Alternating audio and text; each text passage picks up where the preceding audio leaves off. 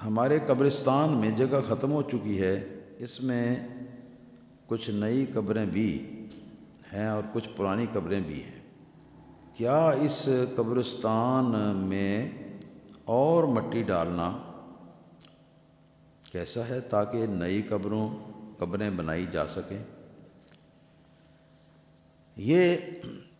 فقہاء اجازت دیتے ہیں، مگر اس صورت میں اجازت دیتے ہیں کہ جب کہ اتنا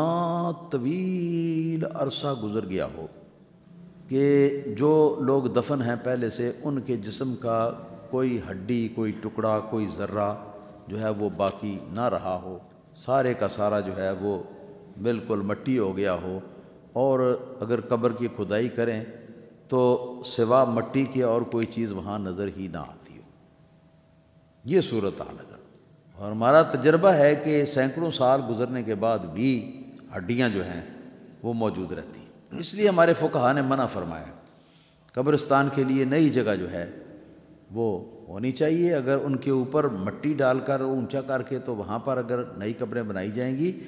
تو اس کے لیے جو پرانی قبریں ہیں ان کے اوپر چڑھنا پڑے گا، قبر کی کھدائی کے لیے مٹی ڈالنے کے لیے بھی اوپر چڑھنا پڑے گا، ٹھیک ہے کہ نہیں؟ اور یہ قبروں کی بے ادبی ہے۔ نبی پاک صلی اللہ تعالی علیہ وسلم نے ایک حدیث پاک میں آیا ہے کہ ایک شخص کو دیکھا کہ وہ قبر کے اوپر اس نے پاؤں رکھا ہوا تھا یا وہ بیٹھا ہوا تھا، تو نبی پاک صلی اللہ علیہ وسلم نے اس کو دیکھ کر آپ نے فرمایا انزل من علی القبر، آپ نے فرمایا اتر جاؤ قبر سے، لا توزہ فإنہ لا یؤذیک، آپ نے ارشاد فرمایا کہ تو اس کو ایذا مت پہنچا، کیونکہ وہ بھی تو تجھے ایذا نہیں پہنچا، قبر والا تجھے جب ایذا نہیں دیتا تو کیوں اس کو ایذا دیتا ہے؟ تو مسئلہ یہ ہے کہ جس طرح ایک زندہ آدمی ہے، وہ اگر لیٹا ہوا ہے تو اس کے اوپر آ کے کوئی بیٹھ جاتا ہے، کوئی اپنا پاؤں اس کے اوپر رکھ لیتا ہے تو اس کے جسم کی توہین ہے نا جی، جناب توہین ہے نا جی اس کی۔ اسی طرح جس بات میں زندہ آدمی کی جسم کی توہین ہے، اس بات میں فوت ہوئے آدمی کی بھی توہین ہے۔ اور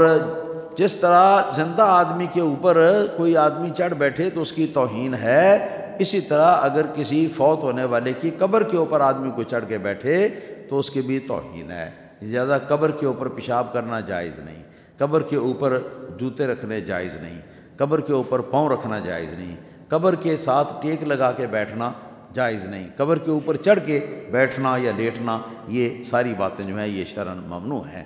لہٰذا اس کے لیے کوئی اور جگہ تلاش کر لی جائے۔